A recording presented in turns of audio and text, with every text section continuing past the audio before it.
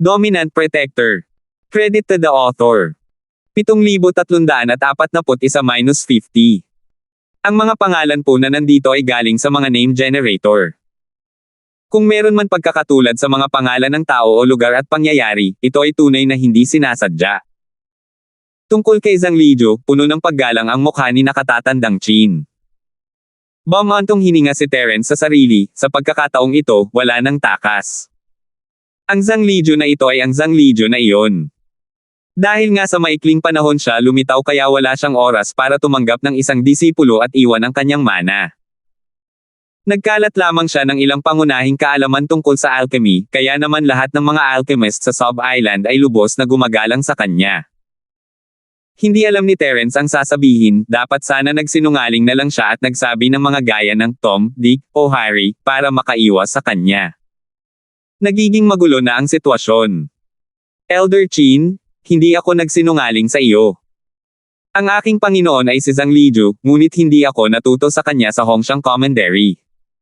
Malabo ang sagot ni Terence. Hindi lang Hongshan Commandery ang mayroon sa buong Sub-Island, mayroon ding ibang mga bansa. Mas makabubuti kung maintindihan ni Elder Qin ang mga sinasabi nito. Hindi ka taga Sub-Island, galing ka ba sa ibang eroplano? Naningkit ang mga mata ni Elder Qin. Hindi niya ito naintindihan at direktang naunawaan ang pangunahing punto. Sa pagkakataong ito, si Terence naman ang nagulat. Elder Qin, kakaiba ka talaga, alam mo ang lahat. Bago pa makasagot si Terence, ikinumpas ni Elder Qin ang kanyang kamay at hininaan ang kanyang boses, hindi mo kailangang itago sa akin. Kung nagsasabi ka ng totoo, malamang ay isa kang taong pumunta sa Sub-Island na ito mula sa ibang eroplano, tama ba? Tama. Pero paano mo nalaman, Elder Qin? Alam mo rin ba ang tungkol sa iba pang mga eroplano? Hindi mo kailangang mag-alala tungkol dito. Gusto lang malaman ng matandang Panginoon na ito, anong ebidensya ang mayroon ka para patunayan ang sinabi mo. Seryoso ang ekspresyon ni Elder Qin. Halata na 70 hanggang 80% na niya itong pinaniwalaan, pero gusto pa rin niya itong kumpirmahin. Nasabi ko na ang pangalan ni Zhang Lijiu ay kilala ng ilang tao. Paano ako makakasiguro na hindi ka nagsisinungaling? Napakamot ng ulo si Terence. Parang isa iyon sa mga biro na narinig niya dati, na nagsasabing kung paano mo mapapatunayan na ang nanay mo ay nanay mo, dapat ay natural lang iyon, pero ngayong napag-usapan na niya ito, hindi na niya alam ang gagawin. Sa susunod na magkita kami ng Chief Master ko, hindi ba dapat ay isama ko na siya para mag-selfie? Mas madaling ipaliwanag kapag nakaranas siya ng ganitong sitwasyon sa hinaharap. Elder Qin, nakita mo na ba ang guro ng disipulong ito? Kung nakita mo na siya dati, alam mo na siguro kung ano ang hitsura niya, di ba? Habang iniisip ang mga selfie, maikling inilarawan ni Terence ang mga katangian ni Lijiu, at tumango si Elder Qin sa sarili, bahagyang tumataas ang kanyang tiwala sa kanya. Bukod doon, mayroon din akong matala sa alchemy na ipinamana sa akin ng master. Elder Qin, maaari mo itong tingnan. Kinuha ni Terence ang mga sulat ni Zhang Lijiu at ibinigay ang mga ito kay nakatatandang Qin. Nakatala sa kwadernong ito ang mas mga pangunahing karanasan at ilang mga mababang antas ng recipe ng tableta. Siyempre mahalaga ito, ngunit wala itong silbi sa sub-isla. Dahil ang mga tala ni Zhang Lijiu ay pawang batay sa purong chi at apoy ng pil, kahit na maintindihan ito ni Elder Qin, wala itong saysay kung wala ang purong chi. Sulat kamay niya yan. Walang pag-aalinlangan. Hindi binuklat ni Elder Qin ang mga pahina, tiningnan lamang ang mga nakasulat sa pabalat. Ibinalik niya ang mga sulat kay Terence, kung ganoon nga, hindi ko itatago sa iyo. Sa totoo lang, ang iyong Panginoon na si Zhang Lijiu ay nakatatanda sa akin. Buong pagmamalaki siyang ngumiti habang nakatingin kay Terence. Sa huli, kahit hindi ako ang magiging amo mo, ako pa rin ang tiyuhin mo sa larangan ng martial arts. Kakaiba ang itsura ng mukha ni Terence. Yung junior ni Zhang Lijiu. Elder Qin, nagbibiro ka ba? Hindi naman sa minamaliit ni Terence si Elder Qin, pero kitang-kita ng lahat ang lakas ni Elder Qin. Bukod sa lakas sa pakikipaglaban, maging ang disipulo ni Terence na si Dan Qin ay mas malakas kaysa kay Elder Qin sa alchemy. Kaya, paano ginawang nakababata ni na Zhang Lijiu, ang Diyos ng pil at ng medical saint na si Zhang Lijiu, si Elder Qin?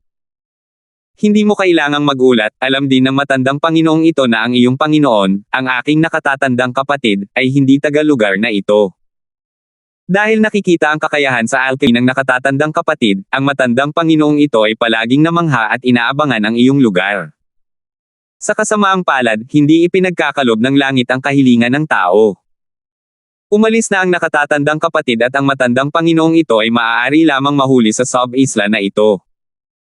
Bumantong hininga si Elder Chin at bumalik sa pangunahing paksa, alam ng matandang ito na sa tingin mo ay wala tayong kinalaman, at ang bagay na ito ay talagang kakaiba. Gayunpaman, mapapatunayan ng matandang ito na kung ikaw talaga ay disipulo ng nakatatandang kapatid, tiyak na maiintindihan mo ang kahulugan ng mga salitang ito. Sinabi ni Terence na nakikinig siya ng husto, at marami siyang narinig tungkol kay Zhang Liju mula sa nakatatandang Chin. Nabanggit pa niya ang 5 elemento ng Chamber of Commerce, at sigurado si Terence na hindi ito peke. Sa katunayan, ang matandang master at senior brother na ito ay hindi masyadong magkasama, hindi ko nga malinaw na matukoy ang tunay na lakas ng senior brother, pero ang mga kasanayan sa alchemy na naiwan ng senior brother ay nakatulong ng malaki sa matandang master na ito.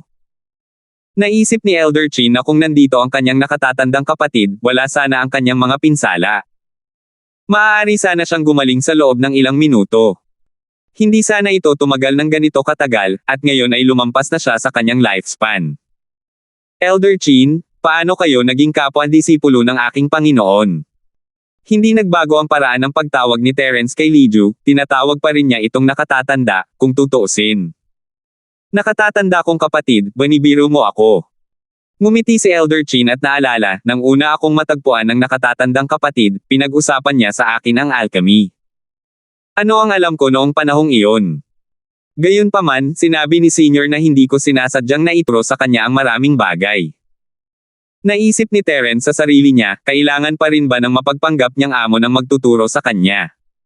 Hindi ka nagbibiro, di ba? Matapos itong pag-isipan, nadama ni Terence na posible ito.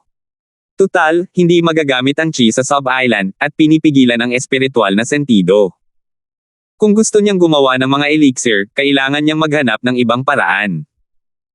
Matapos niyang patatagin ang kanyang katawan, kayanan niyang ilabas ang kanyang fire chi para bumuo ng pale fire, na siyang pinakamahusay na paraan para pinuhin ang mga tableta sa sub-island. Malamang nawalan na ng kakayahang gumawa ng mga tableta si Zhang Liju noong una, kaya natuto siya kung paano gumawa ng apoy gamit ang tableta mula kay nakatatandang Chin. Ang itinuro niya kay nakatatandang Chin ay ang kanyang pag-unawa sa alchemy. Sa ilalim ng ganitong mga pangyayari, silang dalawa ay maaaring matuto mula sa isa't isa at maging kapwa-disipulo. Ganito pala. May ganoong nakaraan ang guro, pero hindi pa siya naririnig ng disipulong ito na pinag-uusapan ito. Tumango ng seryoso si Terence, hindi pa niya nakikita ang totoong Liju dati, isa lang itong clone, kakaiba siguro kung narinig niya ito. Ang kakayahan ni senior brother sa alchemy ay sapat na para matawag na isang walang kapantay na eksperto sa pagmamalaki ng langit. Sa pamamagitan lamang ng pagturo ng ilang bagay sa matandang ito, malaki na ang nakinabang sa akin. Sa katunayan, sapat na si senior brother para maging Panginoon ko, ngunit sa huli, kailangan mo akong tawagin bilang senior brother. Sa totoo lang, talagang natutuwa ang matandang ito. Bumantong hininga si Elder Chin habang inaalala ang nakaraan. Humarap siya kay Terence, isa kang disipulo ng nakatatandang kapatid, at kahit na ang matandang Panginoong ito ay ang iyong nakatatandang tiyuhin pagdating sa seniority, hindi ko talaga masasabing mayroon akong kwalifikasyon para turuan ka. Binabati ng disipulo si Tio Chin ng militar. Hindi ko alam noon, pero ngayong alam ko na ang relasyon ni na Tio Mayor at Shizen, sa tingin ko ay wala nang anumang pagtutol si Shizen kung hihingi ng gabay ang disipulong ito kay Tio Mayor. Matapos kumpirmahin ang pagkakakilanlan ni Elder Chin, agad siyang binati muli ni Terence ng may paggalang. Ngumiti siya at itinaas ang kanyang ulo, noon, ang master at martial uncle ay kailangang matuto sa isa't isa. Makikita na ang kakayahan ng martial uncle ay kinilala na ng master.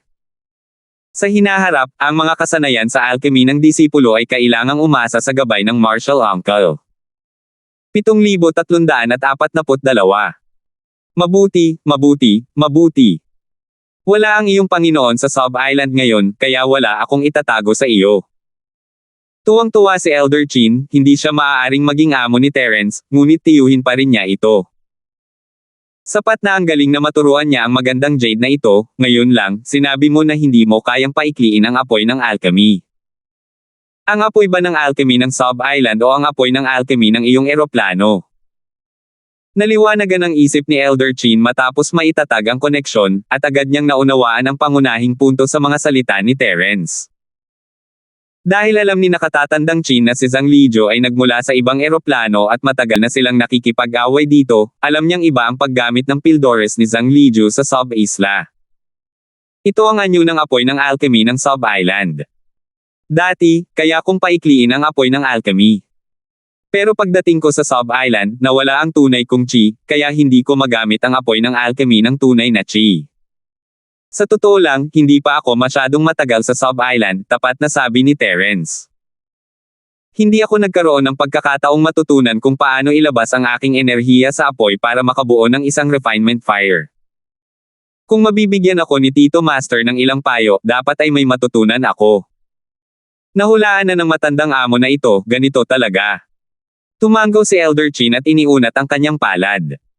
Maingat na panoorin. Una, kailangan mong kontrolin ang apoy na chi at tipunin ito sa iyong palad. Dapat tumpak ang dami, hindi sobra o kulang. Pagkatapos, kailangan mong i-trigger ang mga katangian ng apoy na chi at gawing apoy na parang tableta.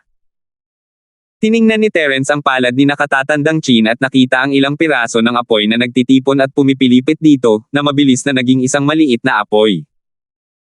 Gayunpaman, medyo mahina ang putok ng tableta na ito, at habang kumukurap-kurap ito, tila ba maaari itong gumuho anumang oras. Marshal Tito Chin, ngayon mo lang sinabi na dahil sa pinsala, ang iyong lakas ay bumagsak ng malaki, at ang iyong mga kasanayan sa alchemy ay naapektuhan din. Ang apoy ng alchemy na ito. Ang resulta ba ng pinsala? Tiningnan ni Terence ang kaawa-awang apoy ng pagpipino at naunawaan na malala ang mga pinsala ni nakatatandang Chin. Ito ang pinakamalaking trahedya para sa isang alchemist na hindi makontrol ang apoy ng pagpipino.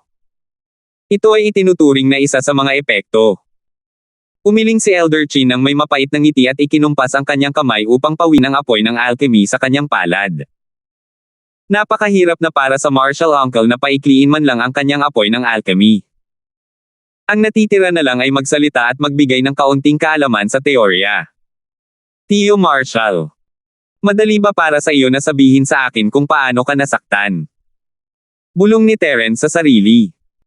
Kung mayroon pa siyang purong chi, madali na sana itong gamutin gamit ang kanyang makapangyarihang purong chi. Ngayon, ang magagawa na lang niya ay magtanong-tanong kung may iba pang paraan para gamutin si nakatatandang Chin. Hindi naman ito nakakaabala. Dapat alam mo na ang tungkol sa espiritual na apoy ng langit at lupa, di ba? Sa tingin ko hindi ko na kailangang ipaliwanag kung gaano ito kahalaga sa isang alchemist. Bumantong hininga si Elder Chin at mapait na ngumiti, para makakuha ng langit at lupang apoy na espirito, malapit na sana akong magtagumpay, ngunit inambush ako ng isang misteryosong tao. Hindi lang ako nabigo, kundi nagtamo rin ako ng matinding pinsala, na naging dahilan ng labis na pagbaba ng aking lakas, at halos maparalisa ang aking kakayahang alchemy. Nagulat si Terence.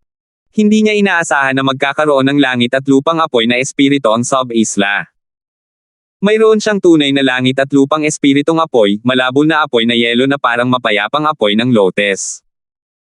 Hindi pa lang ito kayang paamuin ni Terence, pero ang nagyayelong apoy na nagmumula sa kasamang spirit fire crystal ng apoy na yelo sa ilalim ng apoy ng lotes ay hindi mas mababa sa isang normal na dilaw na antas ng spirit fire. Sa mahabang panahon sa hinaharap, dapat ay mayroon ang sapat na nagyayelong apoy na magagamit. Sandali lamang na naalala ni Terence ang mga kaisipang ito bago niya ito itinapon. Ang pangunahing punto ngayon ay kung tuluyan ng gagaling ang mga pinsala ni nakatatandang Chin. Ang isang malusog at makapangyarihang nakatatandang Chin ay mas kapaki-pakinabang kay Terence kaysa sa Pyle na nakatatandang Chin. Tio Chin, ano ang antas ng iyong lakas bago ka nasugatan? Nagtanong si Terence habang sinusubukang isipin kung mayroon ba siyang angkop na mga elixir. Kung si Elder Chin ay nasa yugto ng pagdurog ng dagat o kahit nasa yugto ng pagdurog ng langit noon, kung gayon ang pinsalang ito ay maaaring talagang walang lunas. Bagamat maraming pinong tableta sa espasyo ng Jade Pendant, kung masyadong mataas ang antas ni Elder Chin, hindi gaanong magagamit ang mga tabletang iyon. Bago ako nasugatan, nasa tugatog na ako ng orihinal na antas. Kung matagumpay kong napigilan ang espiritual na apoy ng langit at lupa, baka mas napabuti ko pa ang aking lakas. Sa kasamaang palad, malubhang nasugatan ako at hindi ko na napanatili ang aking orihinal na antas. Mapait ang mukha ni Elder Chin, ngunit pinilit niyang ngumiti at sinabing, sayang at nakaalis na ang nakatatandang kapatid noong mga oras na iyon. Kung hindi, maging ang apoy na espiritual ng langit at lupa o ang aking pinsala, maliit na bagay lang iyon. Nakahinga ng maluwag si Terence. Kung peak nascent soul realm lang ito, maraming elixir na magagamit. Huwag kang mag-alala, Tito Maestro Chin. May gamot ako rito na maaaring makatulong sa mga pinsala mo. Kumuha si Terence ng isang bote ng jade at iniabot ito kay nakatatandang Chin. May espesyal na pampagaling na tableta sa bote. Kung hindi bumuti ang pakiramdam ng tiyuhin ng Marshall pagkatapos uminom ng tableta, mag-iisip tayo ng ibang paraan. Noong una, hindi ito masyadong pinansin ni Elder Chin. Isa rin siyang alchemist, kaya natural lang na marami siyang natirang tableta. Sa kasamaang palad, wala nang silbi ang lahat ng iyon. Gayunpaman, pagkatapos niyang buksan ang bote ng jade, biglang naging lubhang kawili-wili ang kanyang ekspresyon. Ito. Isa ba talaga itong espesyal na grado ng Great Recovery Pill? Isang Golden Class Level 7 Pill. Kahit sa tugatog ng kalakasan ni Elder Chin, hindi pa rin siya nakakagawa ng Golden Class 7th Level Pill, lalo na't hindi pa siya nakakagawa ng espesyal at mahusay na recovery pill na may ganitong kagandang kalidad. Sima, wala talagang masabi si Kuya tungkol sa iyo, kahit ang pagbibigay pa niya sa iyo ng napakahalagang tableta. Hindi ko inaasahan na ang alchemy skills ni Kuya ay umabot na sa ganito kataas, talagang kahanga-hanga. Matapos makabawi mula sa pagkabigla si Elder Chin, bumantong hininga siya. Pagkatapos, nag-aalangan niyang sinabi, napakahalaga ng gamot na ito para sa paggaling, malamang iniwan ito sa iyo ng nakatatandang kapatid para iligtas ang buhay mo. Hindi ito angkop para kainin ko. Sabi ni Chen Jiang. Kumunat ang noo ni Terence, napahiya siyang sabihin na siya mismo ang gumawa ng tabletang ito. Kahit ang amo niya ay malamang hindi interesado sa paggawa ng isang bagay na ganito kamura, di ba? Isa pa, ang mga tabletang nasa antas ng ginintoang klase na 7 tableta ay hindi mahalaga kay Terence, kaya niya pang kainin ang mga ito na parang candy. Makakaasa si Marshall Uncle at iinuman mo ito. Basta't nakakatulong ito sa iyong mga pinsala, ano ang isang simpleng mahusay na gamot para sa paggaling. Mayroon pa ang disipulo. Kung hindi pa ito sapat, maaari ka nang magpatuloy sa pagkain. Ngumiti si Terence habang inaalo ang nakatatandang si Chin bago nagpumilit, Tio Marshall, huwag mo nang masyadong isipin yan. Uminom ka agad ng Great Cyclic Pellet. Mas mahalaga ang paggaling sa mga sugat mo. Mayroon ka pa ba talagang iba? Pakiramdam ni Elder Chin ay matanda na siya, at ang natitirang mga taon ng kanyang buhay ay sapat na para maturuan niya si Terence. Mas mabuting iwan na lang kay Terence ang mahalagang gamot para sa paggaling. Pero kung talagang mas marami pa ang nainom ni Terence, subukan na lang niyang uminom ng isa at tingnan kung makakagamot ito ng mga lumang sugat. Hindi na nag-aksaya ng oras si Terence at kumuha pa ng 5 o 6 na bote ng jade, bawat isa ay puno ng isang espesyal na grado ng Great Recovery Pill, at ipinakita ang mga ito kay nakatatandang Chin. Tio Marshall, nakita mo rin. Hindi nagsinungaling sa iyo ang disipulong ito. Habang nagsasalita siya, itinulak niya ang mga bote ng jade sa harap ni Elder Chin, kung kailangan ito ng Marshall Uncle, hindi mahalaga kung kainin mo pa ang lahat ng ito. Jin. 7,343. Talagang pinahahalagahan ka ni Senior Brother. Natigilan si Elder Chin ng ilang sandali bago umiling habang nakangiti. Pero naiintindihan ko. Kung mayroon akong isang henyong disipulo na katulad mo, ibibigay ko rin sa iyo ang aking pinakamahusay na life-saving card. Ayaw ipaliwanag ni Terence na hindi galing sa lidyo ang tableta, at hindi rin naman ito ganoon kahalaga, masyadong malaking dagok iyon. Mabuti na lang at wala nang bang sinabi si Elder Chin, dahil marami pang iba si Terence, hindi na niya kailangang maging magalang dito. Nakahinga ng maluwag si Elder Chin at ininom ang mahalagang Grand Recovery Pill. Natunaw ang tableta pagkapasok pa lang nito sa bibig niya. Agad itong naging malamig na agos ng hangin na dumaloy sa lalamunan niya, nagpainit sa mga laman loob niya, pagkatapos ay lumubog sa kanyang dantian at kumalat sa kanyang mga paa at kamay at buto. Buo na ang tiwala ni Elder Chin kay Terence ngayon, at hindi na niya sinubukang itago ang kahit ano. Umupo siya nang nakakross ang mga paa sa harap ni Terence at sinimulang pinuhin ang gamot para gumaling ang kanyang mga pinsala. Hindi ginulo ni Terence si Chin, umupo lang ito sa gilid at pinoprotektahan ito. Ang Special Grade Recover Pill ay isang unholy medicine para sa mga low-level martial artist. Sa loob lamang ng maikling panahon, naramdaman ni Terence na ang aura ni Elder Chin ay lalong lumalakas. Mula sa simula ng Aura Core Stage, patuloy itong umangat. Di nagtagal, nalagpasan nito ang mga gapos ng isang malaking antas at pumasok sa bagong tatag na Soul Stage. Pagkatapos, bumagal ito ng kaunti, ngunit hindi ito tumigil. Para sa isang Yuanying stage martial artist, ang Special Grade Great Recovery Pill ay sapat na para maituring na isang nakapagliligtas buhay na sagradong gamot na kayang bumuhay ng mga patay. Kahit malala na ang mga dating pinsala ni Elder Chin, nasa loob pa rin ito ng saklaw ng espesyal na grado ng Great Recovery Pill. Kaya naman, malaki ang posibilidad na makabalik siya sa kanyang tuatog sa isang iglap gamit ang paggamot na ito. Hindi nagmamadali si Terence. Tahimik niyang pinagmasdan ang pagbabalik ng lakas ni Elder Chin. Nang umabot ang aura ni Elder Chin sa tugatog ng maunlad na yugto ng bagong kaluluwa, sa wakas ay tumigil na siya sa paggalaw. Binabati kita Tito Mayor, gumaling na ang iyong mga pinsala. Nakita ni Terence na iminulat ni Elder Chin ang kanyang mga mata at agad na ikinuyom ang kanyang mga kamao habang nakangiti. Mula ngayon, maaaring magbukas ang martial uncle ng Pogen para muling magpino ng mga tableta. Ha. Hindi ko inakalang gagaling pa rin ang matandang ito balang araw. Ang butihin kong pamangkin sa labanan, hindi talaga alam ng tiyuhing ito sa labanan kung paano ka pasasalamatan. Tumawa si Elder Chin habang tumatayo. Puno ng pananabik ang kanyang mukha. Akala niya ay wala na siyang gaanong natitirang taon para mabuhay. Hindi inaasahan, isang espesyal na mahusay na pildores para sa paggaling ang hindi lamang nakapagpanumbalik ng kanyang lakas, kundi nakapagpanumbalik din ng kanyang buhay. Tio Marshall, tinatrato mo ako na parang tagalaba sa pagsasabi mo nito. Iisa lang tayong pamilya, hindi mo kailangang mag-usap na parang dalawang pamilya. Ngumiti si Terence at ikinumpas ang kanyang kamay. Hindi pa nakakabawi ang tiyuhin ni Marshall sa kanyang pinakamataas na lakas. Hindi pa ba sapat ang gamot? Bakit hindi ka nalang uminom ulit? Hindi na kailangan. Sapat na ang kapangyarihang panggamot. Dahil matal na siyang nasugatan, medyo lumiit ang mga kalamnan at meridian ng kanyang martial uncle.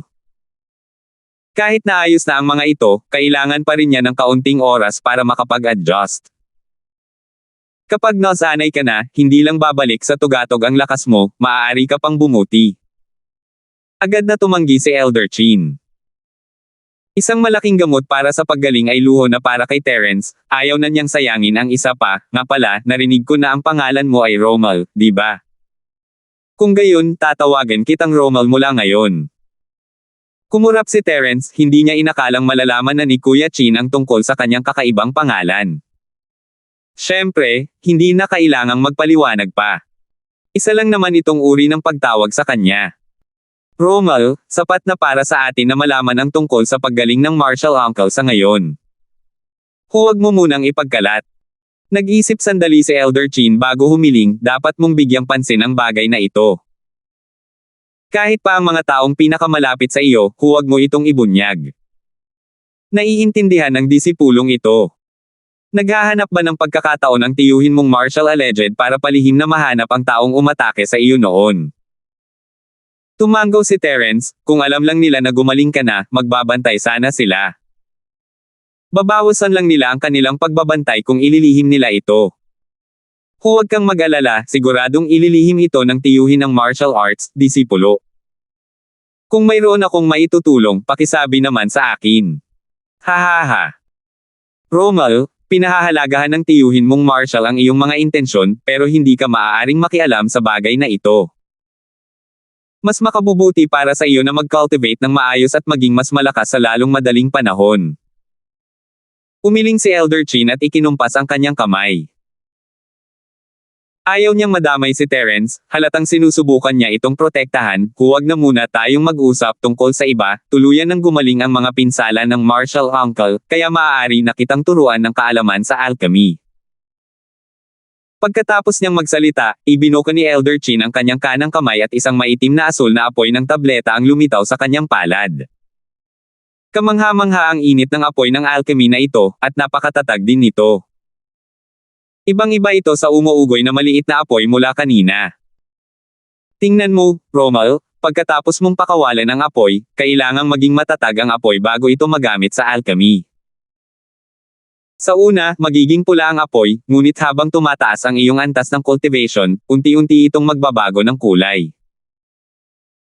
Tingnan mo ang aking matingkad na asul na apoy, 10 beses itong mas malakas kaysa sa pula, ngunit ang kaya lamang nitong gumawa ng mga golden class level 5 pills. Kung ikukumpara sa iyong master at sa aking nakatatandang kapatid, mas malala pa ito. Muling binanggit ni Elder Chin si Zhang Liju, ang kanyang ekspresyon ay puno ng paggalang, sa totoo lang, kung maaari kang turuan ng personal ng iyong Panginoon, iyon ang pinakamahusay na pagpipilian. Sa kasamaang palad, wala siya rito ngayon, kaya't kakaunti na lang ang kaya kong gawin. Mabuti na lang at ang mga pangunahing kaalaman pa lang ang natututunan mo, kaya maaari pa rin kitang turuan ng kaunti. Kapag lumaki ka na, wala nang paraan para gawin iyon. Masyadong mapagkumbaba si Tio Master. Noon, nag-aral at nakikipag-sparring din si Tio Master kay Tio Master para makamit ang kahusayan, kaya sapat na si Tio Master para gabayan ang disipulo. Sige, tapusin na natin ang kwentuhan at simulan na natin. Ayaw mag-aksaya ng oras ni Elder Chin, kaya't agad siyang nagpaliwanag kay Terence kung paano magpakawala ng apoy para mabuo ang refinement fire. Mahusay ang foundation ni Terence, ngunit kulang siya sa mga payo sa mga pamamaraang ito. Sa paliwanag ni Elder Chin, pakiramdam niya ay naliwanagan na siya. Magkaiba ang mga pamamaraan ng pagpino ng sub-isla sa labas ng mundo, ngunit magkakaugnay ang mga ito. Maraming natutunan si Terence sa paghahambing ng dalawa. Sa larangan ng alchemy, tila nagbukas si Elder Chin ng isang bagong mundo para kay Terence. Pagkalipas ng isang oras, ganap nang napag-aralan ni Terence ang teoretikal na kaalaman tungkol sa alchemy ng sub-isla at sinimulang subukang paganahin ang apoy. Tiningnan ni Elder Chin ang kalmadong si Terence, medyo kinakabahan. Karaniwan, aabutin ng hindi bababa sa 2 hanggang 3 araw para sa isang practitioner na hindi pa natutong magpainit ng apoy ng pagpipino. Pero hindi normal na tao si Terence. Isa itong napakatalinong tao, isang maliit at mapang-uyam na halimaw. Walang ibang makakagawa nito sa ganoong kaikling panahon, pero malaki ang tsansa ni Terence na magawa ito. Kaya mataas ang inaasahan ni Elder Chin para dito, at natural lang na medyo kinakabahan siya, mas kinakabahan pa kaysa kay Terence mismo. Ang unang hakbang ay ang kumuha ng kaunting wood chi sa kanyang palad bilang panimulang aklat. 7,344.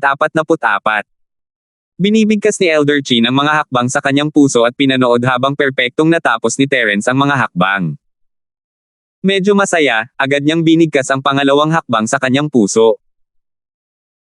Inilabas niya ang kanyang apoy na chi, na bumubuo ng mga hibla ng pagkakabuhol-buhol, at tinadtad ang kahoy na chi mula noon. Madali rin itong natapos ni Terence. Ang unang anyo ng hindi kumpletong kasanayan sa pakikipaglaban ay may katulad na prinsipyo, kaya madali para kay Terence ang hakbang na ito. Ang huling hakbang ay ang pagpapasabog ng apoy na chi at pagbuo ng apoy na parang pildores. Palihim na hinikayat ni Elder Chin si Terence. Ang huling hakbang na ito rin ang pinakamahirap. 9 sa 10 tao ang maiipit dito at hindi ito matatapos. Si Terence naman, sa kabilang banda, ay nagpasiklab ng apoy sa harap ng matandang Chin, na matagumpay na nakabuo ng apoy. Isang pulang apoy na kasing laki ng kulay kahel ang tahimik na sumunog sa palad ni Terence. Mas maliit ito kaysa sa maitim na berdeng apoy na ginagamit ni Elder Chin, ngunit walang duda na isa itong tunay na apoy na ginagamit sa tableta. Ito ay isang tagumpay. Tuwang-tuwa si Terence, ang refinement fire this time ay naiiba sa lahat ng chi refinement fire at spirit refinement fire na ginamit niya dati. Sa isang pag-iisip, ang apoy sa kanyang palad ay nagsimulang magbago sa laki at hugis, at ang temperatura ay tumaas at bumaba ng walang anumang hadlang. Nagbago ito ayon sa kagustuhan ni Terence. Talagang nagtagumpay siya. Hindi na ito ang hindi mapigil ang apoy ng alchemy noong nakaraan. Sa pagkakataong ito, kaya na niya talagang pagandahin ang sarili niyang mga gamot. Tuwang-tuwa rin si Elder Chin, hindi siya bibiguin ni Terence. Maiintindihan ka ng isang tunay na henyo sa isang pahiwatig lang. Sino ang makakapag-ipon ng lakas sa unang subok lang? Tanging ang taong iyon lang ang karapat-dapat tawaging henyo. Romal. Subukan mo agad at tingnan mo kung magagamit ko ang Pilfire mo para pagandahin ang mga tableta. Matapos ang kasabikan ni Elder Chin, ang kanyang kasakiman ay naging walang kabusugan. Nadaman niya na ang mga henyo ay hindi nangangailangan ng panahon ng pag-aangkop. Agad siyang kumuha ng isang maliit na pagay ng alchemy at ilang mga halamang gamot. Mayroon ka bang recipe para sa minor rejuvenation pill? Subukan muna nating gumawa ng maliit na recovery pill. Inilagay ni Elder Chin ang mga sangkap at ang pagay kung saan magagamit ni Terence ang kanyang mga kamay, hindi mahalaga kung wala kang formula ng tableta. Medyo simple lang ang maliit na reversion pill. Sasabihin ko sa iyo kung paano ito gawin ng direkta. Hindi na kailangan yan, tiyuhin ng martial arts. Alam ko ang recipe para sa minor rejuvenation pill. Gusto rin ni Terence na subukan ang paggawa ng mga elixir mismo. Tungkol naman sa recipe, walang sinuman sa sub-isla ang mas nakakaalam kaysa sa kanya. Sa ilalim ng patuloy na pagpipino ng apoy ng scarlet pill sa kanyang palad, ang panloob na kaibuturan ay nagmukhang medyo kulay kahel na. Halata na mayroon itong bakas ng ebolusyon. Nakita ito ni Elder Chin sa kanyang mga mata at mas nagulat pa siya. Dati ay hindi makagawa ng mga elixir si Terence ng mag-isa dahil sa pagkontrol ng apoy, ngunit ngayong nalutas na niya ang problemang iyon, ang kanyang proseso ng pagpipino ay naging kasing kinis ng umaagos na tubig. Ang apoy ng alchemy ay itinurok sa hurno ng alchemy, at ang apoy na chi ay patuloy na ipinapadala dito upang mapanatili ang apoy ng alchemy. Ang temperatura ay patuloy na binabago ayon sa sitwasyon. Pagkatapos, ang mga materyales na panggamot para sa maliit na reversion pill ay idinagdag din ayon sa pagkakasunod-sunod at proporsyon. Natulala si Elder Chin. Kahit siya mismo ang gumawa nito, limitado lang ang kaya niyang gawin. Kahit kaunti lang ang panalo niya, may hangganan pa rin. Gaya ng inaasahan sa isang junior mula sa isang prestihiyosong pamilya, ang disipulo ng nakatatandang kapatid ay pambihira. Kasama ang sarili niyang talento, tiyak na magiging isang sikat na grandmaster sa alchemy sa mundo sa hinaharap. Ang mga halamang gamot ay tinutunaw upang maging likidong panggamot sa pagan, at ang mga dumi ay patuloy na sinusunog, na tanging ang asensya lamang ang naiiwan. Nagsanib puwersa ang iba't ibang likidong panggamot, at sa iba't ibang oras at temperatura, pakiramdam ni Terence ay kaya niyang kontrolin ang lahat. Ang maliit na mundo sa pagan ay nasa ilalim ng kanyang kontrol. Ang buong proseso ay isa ring proseso ng pagsasama-sama ni Terence ng lahat ng iba't ibang teknik. Ang teknik na itinuro sa kanya ni nakatatandang Chin ay bahagyang binago, at mas gumanda ang epekto ng idagdag ang mga lumang teknik. Agad na napansin ni Elder Chin ang pagbabago, ngunit hindi niya ito pinigilan. Sumuporta kay Terence noon. Para naman sa kanilang sariling mga disipulo, makikipagtulungan sila sa iba pang mga pinagkakatiwalaang tao upang gawin ang mga misyong tier 4.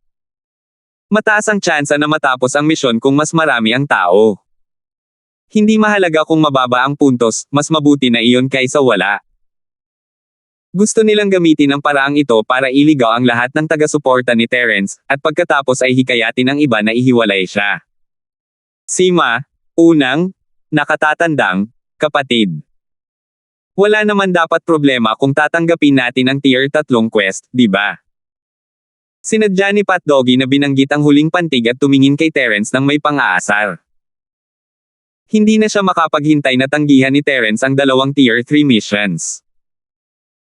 Sa ganitong paraan, lahat ng galit ng mga outer disciples ay mag-aalab, at magsasama-sama silang lahat para labanan si Terence.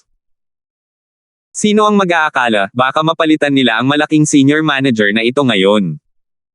Walang problema. Dahil gusto ninyong magdala ng mga baguhan para makumplito ang Tier 3 quest, ako, bilang senior brother, ay tiyak na susuportahan kayo. Ngumiti si Terence at nagkibit-balikat, walang pakialam ang mukha. Bagamat sa tingin ko ay sayang lang para sa inyong dalawa na pamunuan ang isang team para makumplito ang isang Tier 3 quest, ayos lang basta sa tingin ninyo ay angkop. Junior Brother Zhang, tulungan ninyo silang magparehistro. Nandilim ang mukha ni Pat Doggy at ng mga tagahanga ng AI, napagtanto nilang hindi pala marangal na pumili ng dalawang misyong may pinakamababang kahirapan matapos ang paalala ni Terence. Gayunpaman, nasabi na ang mga salita, hindi ba't mas nakakahiya pang bawiin ang mga ito. Bukod pa rito, planado na ang lahat ng ito ng maaga. Walang pakinabang sa pagbabago nito sa huling minuto, kaya't ang tanging nagawa na lang niya ay pigilin ang sarili at tiisin ito. Pumayag si Yiming at mabilis na tinulungan ang Pat Doggy at Alpha na magparehistro. Ang mga bagong disipulo na gustong sumali sa kanilang mga koponan ay kumuha rin ng kanilang mga identity card at mabilis na natapos ang dalawang gawain. Pagkatapos, bumuo ng isang grupo sina Pat Doggy at ang mga KT-wala ng Alphan para tanggapin ang isang misyon sa ika-4 na ranggo. Mas marami ang tao sa bawat grupo, at halos 40 katao ang bawat grupo. Kahit na matapos nila ang misyon, hindi pa rin sila gaanong kikita. Ang mga natitirang taong hindi tumanggap sa misyon ay nag-aalangan habang nanunood mula sa gilid. Isang Tier 4 na misyon. Medyo mahirap talaga. Maaaring mas mataas ang antas ng tagumpay kung mas marami ang tao, ngunit hindi pa rin nawawala ang panganib sa proseso. Normal lang na may ilan na mamatay, at posible ring mahigit kalahati sa kanila ang mapatay. Sulit ba ito para sa ilang puntos? Mas mabuting tiisin niya muna ito ng ilang sandali at hintayin na maging mas angkop ang susunod na misyon sa unang yugto at ikalawang yugto.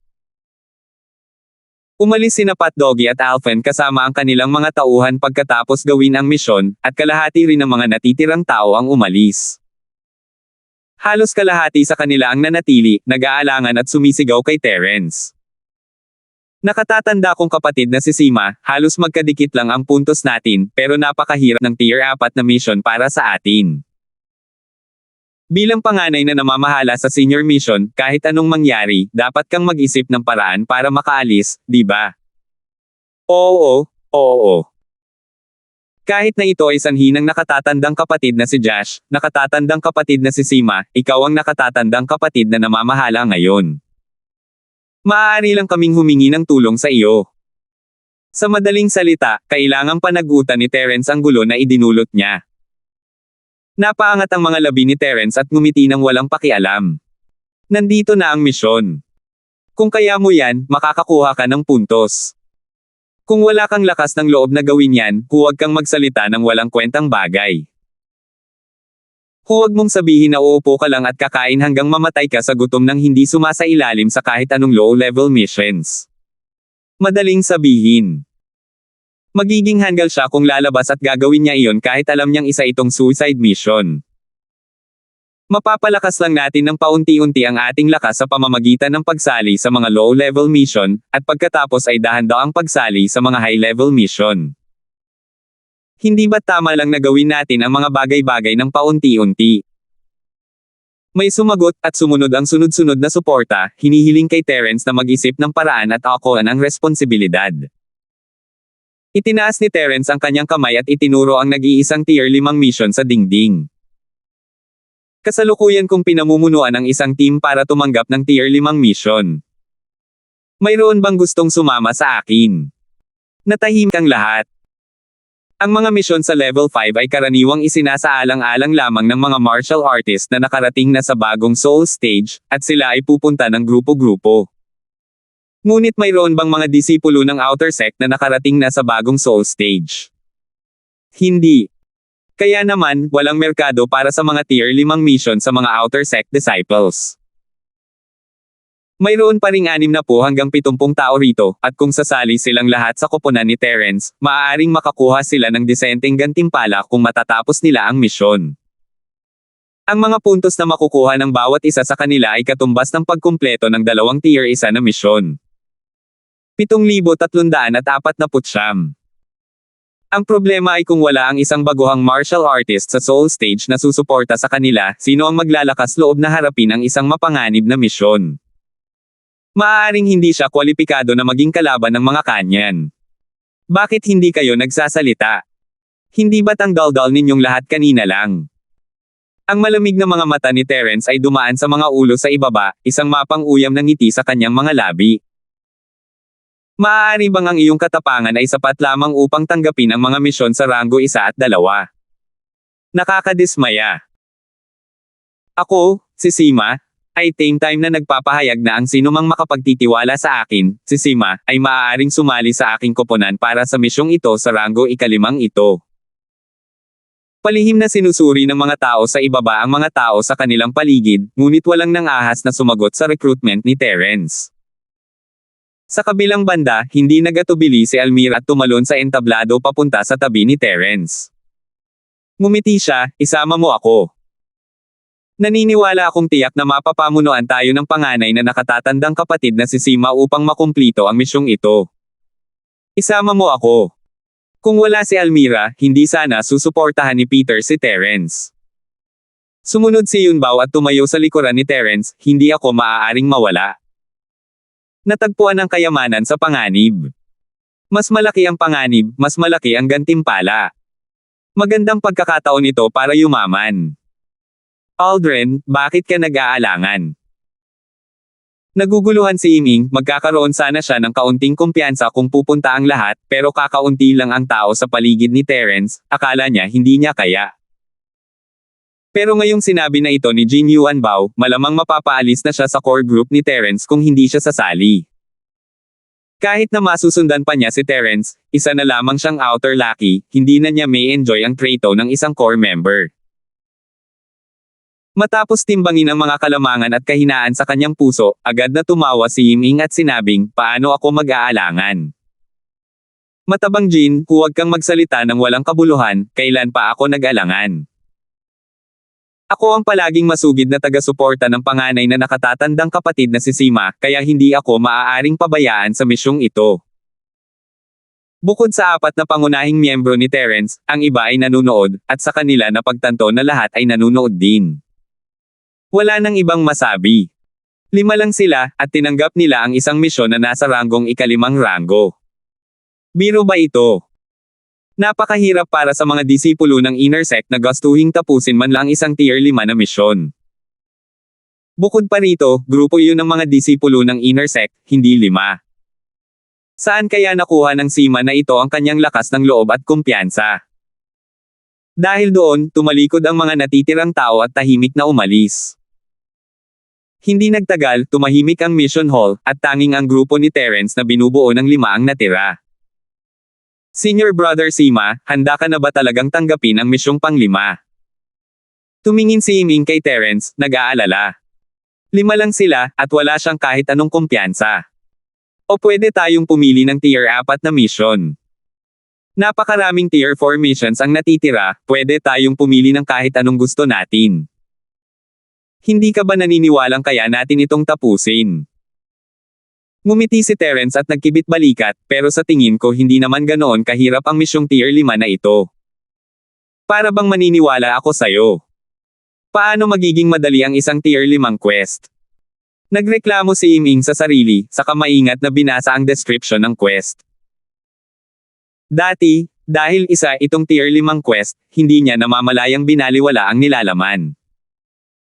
Hindi niya rin naman ito tatanggapin, kaya bakit niya papansinin ang nilalaman? Tumangala rin sina Almira at ang iba pa kay Bayuba, pinag-aaralan ang tier 5 mission na sinabi ni Terence na hindi naman masyadong mahirap. Misyon, pumunta sa kabundukan ng Multo-Nayin at hanapin ang mga nababalitang guho ng cultivation ng dakilang mangkukulam ng Multo-Nayin. Kailangan mo lang hanapin ang lokasyon ng mga guho at ang pasukan. Kung tungkol naman sa paggalugad sa mga guho ng dakilang salamangkero ng Multo-Nayin, hindi na nila kailangang mag-alala tungkol dito. Ito ay lampas na sa saklaw ng isang misyon sa ranggong 5 ranggo.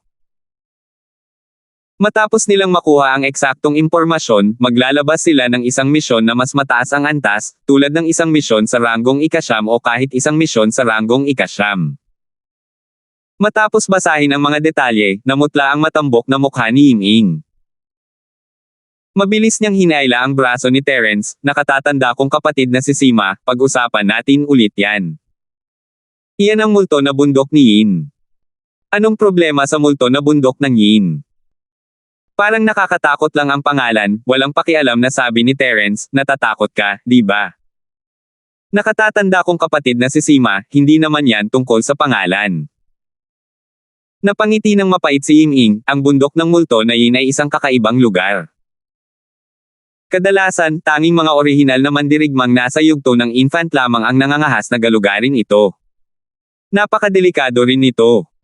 Hindi pa niya naririnig na may lumalabas na isang Golden Core Stage Practitioner. Hindi ba't pagpapakamatay para sa atin ang pumunta sa isang mapanganib na lugar? Huwag kang magpalinlang sa mga chismis. Sa katunayan, ang multo na bundok ng Yin ay hindi naman ganoon ketekot. Tinapik ni Terence si Ying sa balikat. Mayroon akong kaunting pagkakaintindi sa hanay ng mga multo na bundok ng Yin. Kung may tiwala ka sa akin, sumunod ka sa akin. Ginagarantiya ko na hindi ito magiging mas mapanganib kaysa sa Tier 4 na misyon. Kung talagang takot ka. Kung gayon, tumigil ka. Hindi kita masisisi. Mapait ang mukha ni Ying.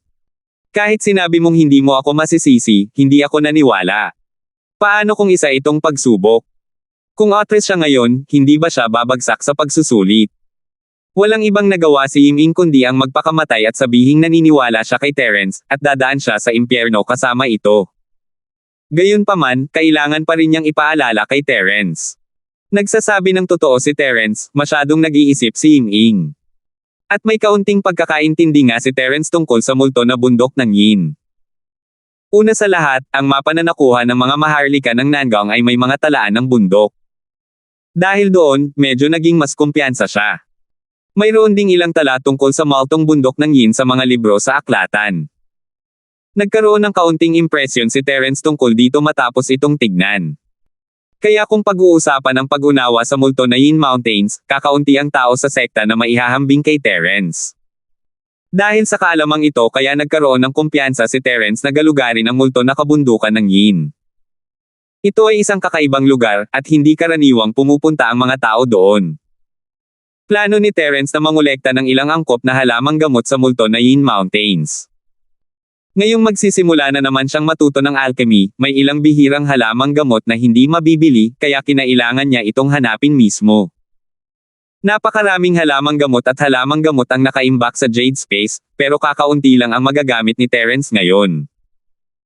Tutal, hindi na naglalaro si Terence ng mga elixir sa ilalim ng Golden Class Level 6 o 7, kailangan na niyang gawin ang mga ito ngayon kung gusto niyang maging Golden Class Level 3 o 4. Hindi mahalaga kung ano ang mabibili ng pera, ngunit ang mahalaga ay ang mga hindi mabibili ay mahahanap lamang ng mag-isa. Ang multo na kabundukan ng Yin ay desyerto, na siyang pinakamagandang lugar para makahanap ng mga halamang gamot. Ang dakilang mangkukulam ng multo na si Yin ang pinakasikat na mandirigma sa bundok ng multo na si Yin noong unang panahon. Bagamat may salitang, dakilang mangkukulam, ang kanyang palayaw, siya pa rin ang pinakamakapangyarihan sa martial arts. Gayunpaman, ang mga labi ng cultivation ng taong ito ay palaging isang alamat, at halos walang nakatuklas nito. Itinuring ng Sword Spring Sect ang paghahanap sa mga guho bilang isang ranggong ikalimang misyon. Sa totoo lang, minamaliit nila ang kahirapan ng misyon. Gayunpaman, napakalaki ng gantimpala. Kahit hindi nila mahanap ang mga guho, basta't ligtas silang makakalabas mula sa hanay ng mga multo na bundok ng Yin at maibalik ang lokal na espesyalidad bilang patunay, makakakuha sila ng sangkapat ng mga task point bilang gantimpala. 7,350. Kaya naman, kahit hindi nila mahanap ang mga guho, wala silang nawala. Tutal, 5 lang ang miyembro ng team ni Terence, at ang isang kapat ng puntos ay napakalaki ng maipamahagi. Sa huling desisyon ni Terence, walang tumutol, at silang 5 ay naghanda ng lisanin ang bundok. Hindi nila inaasahan na paglabas pa lang nila ng Mission Hall, 5 bagong disipulo ang mag-aalangan na pipigil sa kanila. Nakatatanda kong kapatid na si Sima, ako si Yingjan. Gusto naming sumali sa team ninyo, iniisip ko kung makakarating kami sa tamang oras. Ngumisi ang binata na nangunguna at ikinyum ang kanyang mga kamao, hindi namin pinag-isipan ito ngayon lang, pero pagkatapos naming pag-isipan, naramdaman namin na ang panganay na nakatatandang kapatid na si Sima ay hindi mukhang isang taong gagawa ng isang bagay na hindi niya kayang gawin, kaya gusto naming gamitin ang aming kalayaan na hilingin na sumali sa koponan ng panganay na nakatatandang kapatid. Tiningnan ni Yiming ang 5 tao na parang mga tanga. Mayroon ba talagang mga taong hindi takot sa kamatayan at nagmamadaling mamatay? Mabuti naman yan, mas komportableng humiga kasama ang ilan pang mga taong maaaring pagbintangan. Sinuportahan ni Yiming ang 5 sumali, ngunit hindi siya nagsalita dahil si Terence ang may huling desisyon. Ngumiti si Terence, maganda sana kung lahat ay handang maniwala sa akin, Sima, at sumama sa amin para tapusin ang misyon. Medyo mapanganib lang talaga ang misyong tier 5 na ito, at malamang na hindi ka na makakabalik. Pinag-isipan mo ba talaga ng mabuti? Kung talagang gustong sumali ng 5 ito, hindi mag-aatubiling isama sila ni Terence. Maaari niya silang tanggapin kung karapat-dapat silang maging kaibigan. Senior Brother Sima, pinag-isipan na namin ito ng mabuti. Sa pagkakataong ito, tiyak na gagawin namin ang aming makakaya upang sundan ang Senior Brother upang makumplito ang misyon. Ano man ang panganib na naghihintay, kahit pa ito ay isang bundok ng mga punyal o isang dagat ng apoy, huwag mo kaming isipin na pigilan. Kung sumimangot ka, hindi ka mabuting tao. Malinaw na may plano si Ying Jan. Tinapik niya ang kanyang dibdib at walang pag-aalinlangang nangakong kung malaman ng panay na nakatatandang kapatid na sumusuway tayo sa mga utos o takot sa kamatayan, maaari niya tayong patalsikan sa koponan anumang oras. Sige, dahil ganoon nga, isa na tayong koponan ngayon. Magtulungan tayo at mag-ingat sa hinaharap. Ngumiti si Terence at tumango. Hindi mahalaga ang 5 pang tao, pero ibig sabihin nito ay may mga taong talagang mataas ang tingin sa kanya bilang isang manager, parami ng parami ang mga taong ito pagkatapos niyang matapos ang tier 5 mission na ito. Nakatatanda kong kapatid na si Sima, ano na ang dapat nating gawin ngayon? Diretso na ba tayo sa kabundukan ng mga multo na si Yin? Tuwang-tuwa si Yiming na may sumali. Mabilis siyang nagtanong tungkol sa oras ng pag-alis. Mas maganda kung makakapag-recruit pa siya ng mas maraming tao. Para makapunta sa bundok ng multo na Yin, kailangan nating maghanda ng ilang mga gamit. May tindahan ba ang sekta para dito? Kinurot ni Terence ang kanyang baba habang nag-iisip, iba na ang mga bagay ngayon. Dahil wala ang purong chi, lubos na nabawasan ang kanyang lakas, at kailangan niya ng mga bagay na makakatulong sa kanya, aalis na tayo pagkatapos nating maghanda. Nakatatanda kong kapatid na si Sima, kung gusto mong bumili ng mga gamit, sa tingin ko mas makatipid kang pumunta sa lungsod na pinakamalapit sa sekta. Napakamot ng ulo si Yiming at tumawa. Bagamat may mga tindahan ang sekta na nagbebenta ng mga kagamitan sa lugar na ito, kailangan mo ng points para mabili ang mga ito. Sa tingin ko ay hindi sulit na sayangin ang mga points sa mga bagay na ito. Hindi ka lang makakatipid ng points sa pagbili ng mga ito sa lungsod, kundi mabibili mo rin ang mga ito sa mas murang halaga. Ang pinakamahalaga ay maraming uri, at mabibili mo ang kahit anong gusto mo.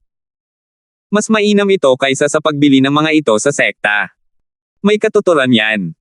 Pumunta muna tayo sa pinakamalapit na lungsod. May padala ang sekta na isang aerial spirit beast sa atin, di ba? Biglang naisip ni Terence ang problemang ito. Kung wala siyang aerial spirit beast, kakailanganin niyang gumugol ng maraming oras sa pagtawid ng mga bundok at ilog para makaalis sa sekta. Mayroon nga tayong mga aerial spirit beast, pero hindi sila ibibigay sa atin ng sect ng libre. Kakailanganin din natin ng mga puntos para makuha ang mga ito. Napakalinaw ni Yiming tungkol sa mga bagay na ito. Agad siyang gumawa ng ilang kalkulasyon sa isip at sinabing, 10 lang tayo sa kabuuan, kaya hindi natin kailangan ng isang malaking aerial spirit beast. Sapat na ang isang medium grade. Lilipad tayo papunta sa pinakamalapit na lungsod na hindi naman kalayuan, kaya hindi tayo aabutin ng maraming puntos.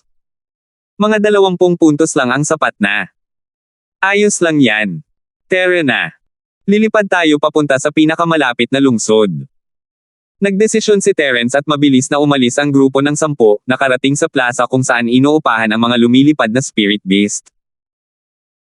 Gaya ng sinabi ni Ying, nagkakahalaga ng 25 puntos ang pagrente ng isang medium-class Dark Flying Spirit Beast para sa 10 tao. Ikinumpas ni Terence ang kanyang kamay at binayaran ang lahat. Dinala ng maitim na lumilipad na Spirit Beast ang 10 tao at pumailang lang sa kalangitan. Pagkatapos ng 10 minutong paglipad, nakita nila ang lungsod na pinakamalapit sa Sword Spring Sect. Matapos maihatid si Terence at ang grupo sa labas ng lungsod, ang maitim na lumilipad na Spirit Beast ay bumalik sa Sword Spring Sect ng mag-isa.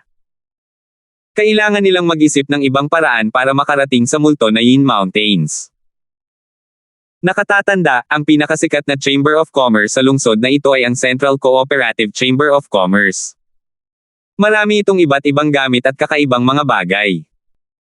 Nakapunta na ako rito dati at nakita kong interesante ito, kaya diretso na tayo roon. Pagpasok sa lungsod, ang unang sinabi ni Ying ay ang Central Business Association, na nagpawalang salita kay Terence. Talagang nakasalubong niya ang isang sentral na kooperatibang Chamber of Commerce saan man siya magpunta. Tila maganda rin ang naging pag-unlad ng Central sa Sub-Island.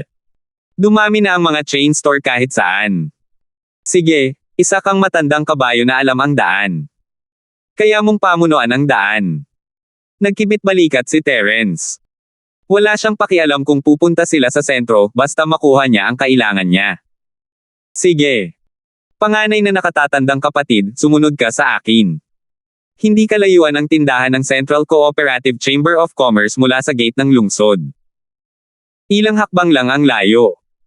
Sumangayon si Ying at nasa sabik na pinangunahan ang daan. Lumabas na hindi lang pala ito ilang hakbang. Naglakad sila ng hindi bababa sa 1,000 hakbang bago nila nakita ang karatula ng Central na Chamber of Commerce. Pagpasok sa tindahan, lumingalinga si Terence sa paligid, iniisip kung nagkataon lang na nakita niya ulit ang lalaking may kulay abong sombrero. Sa kasamaang palad, hindi pala. Pagkatapos ng isang ikot ng pagpili, pumili si Ying ng maraming props at mga bagay, at nagmadali siyang magbayad. Nakatatanda kong kapatid na si Sima, wala akong gaanong puntos, pero marami akong gold certificate. Kaya, ako na ang magbabayad para sa mga props ngayon. Huwag mong agawin. Aldrin, alam mo ba kung ano ang unang dumating, unang mapaglilingkuran? Hindi ikaw ang magbabayad ng bayarin. Ako na talaga ang mauuna sa pagkakataong ito. Sa wakas ay nagkaroon ng pagkakataon si Yunbao na magpasikat, at hindi naman nagkulang sa pera ang bangko ng Jinyuan. Paano nila hahayaang yumaman si Ying? Ang unang dumating, unang magsisilbi. Ako ang nagmungkahi, kaya syempre ako ang magbabayad. Yung matabang Jin, huwag kang magulo, kung hindi, mag-aaway tayo. Isa ring tunay na mayamang pangalawang henerasyon si Ying. Kung hindi, bakit siya mas mapipilitang matanggal ng 70% kaysa sa iba dahil sa mga mapagkukunang ipinadala ng kanyang pamilya? Hindi naman kalabisan kung sasabihin kong maraming pera rin ang lalaking ito, ang dalawang matatabang bata ay nag-aaway dahil sa bayarin, at si Terence ay natigilan. Kahit na marami siyang ginto at pilak na sertipiko, hindi talaga siya nang ahas na makipagkompetensya sa dalawang matatabang batang ito. Siyempre, kung magagamit niya ang mga bagay para ipalit sa mga tableta, hindi matatakot si Terence kahit kanino. Anumang tableta na ibinuhos niya ay katumbas ng isang lungsod.